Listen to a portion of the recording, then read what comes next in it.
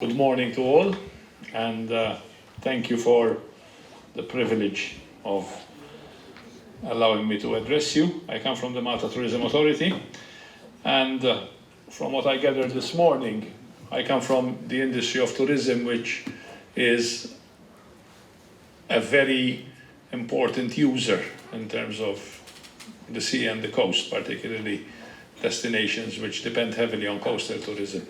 And it's very gratifying to see that so many initiatives across a wide range of areas and disciplines is taking place to ensure that the sea on which maritime tourism and coastal tourism depends is being studied and taken well care of. I'll try to rush as fast as possible through my presentation. Few words on Malta. We are one of only two island states in the Mediterranean. The Mediterranean has many islands, but only two island states. And being an island means that we not only border the sea, but we are totally embraced by the sea.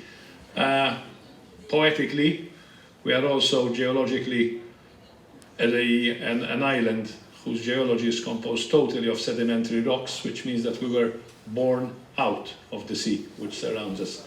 So we are not only in the Mediterranean, but of the Mediterranean, a true child of the Mediterranean, which was born geologically through the death of millions of creatures over millions of years, and eventually rose as a golden mass of rock out of this beautiful sea. Obviously, when we talk about coastal tourism, the link of the destination with the sea is multifaceted. It influences climate, weather, landscape, transport, recreation, food, traditions, etc. But we cannot only see it as a one-way flow. Besides influencing the land, the sea is also influenced by the land. So this is a two-way relationship. And obviously, humanity plays a very important role in influencing what happens to the sea. Very often, we tend to look at the sea as some resource of infinite potential, something that knows no limits. It's huge, it's infinite, it's deep, it's unknown, and therefore it can take anything we throw at it and will keep giving us irrespective.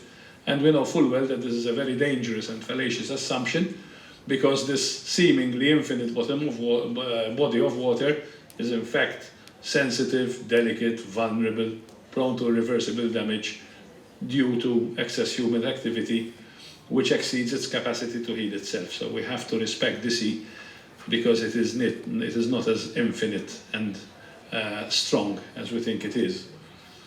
Malta Tourism and the Sea. Obviously, we are a Mediterranean island state. We feature a strong dependence on tourism. It is a high value-added service industry, which capitalizes on our natural, historical and cultural attributes.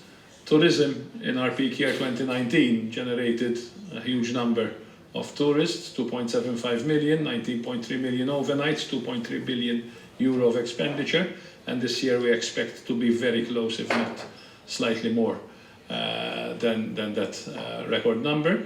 And obviously, because we are very small, what distinguishes Malta from all the other partners in this country gathering is our very small size and our high population density.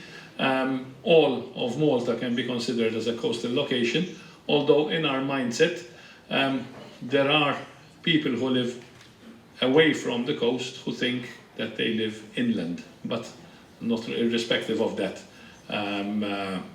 It is a totally coastal community. In terms of market positioning, we present ourselves in tourism as a Mediterranean archipelago, which poses a lot of advantages in our markets, because most of our tourists are coming from big urban centers which are away from the coast. And the notion of visiting an island in the Mediterranean, not far away from the coast, is very attractive to our clients. However, as we know, in the Mediterranean, this is not the Caribbean, this is not the equator. There are seasons, so in the summer months we project ourselves as a destination in which the insular dimension takes precedence. We sell ourselves as an island with a city. In the colder months, when access to the sea is not as popular, we are a city on an island. But in both cases, throughout the 12 months of the year, the island dimension comes out as very strong. Obviously, I've referred to this already, we have to look at the sea as a finite resource which faces overlapping demands. Not all related to tourism. There's transport, there's fishing, there's farming or aquaculture, there's discharges, there's climate change, there's leisure cruising, sailing, yachting, swimming, diving, dumping. So all of this is happening, all these things are happening in the sea. And if we look at it as a finite resource rather than something infinite that can take all that we throw of it, it teaches us to learn how to protect it and preserve it if we are to continue taking from it. And in the case of a small place like Malta, all of these occurrences which happen all over the world happen in a more concentrated and overlapping fashion from the experience, which compounds problems even further. One last slide from my end, and I hope I'm sticking to time. This country grouping, the WestMED grouping, brings together a substantial number of states possessing an inextricable relationship with the sea. We are all here to discuss the sea because we are all part of the sea. In our mindset, we are all conditioned to view our seas as territorially bound zones delineated by man-made lines that distinguish them from other zones belonging, Italian waters, Maltese waters, Tunisian waters, Libyan waters.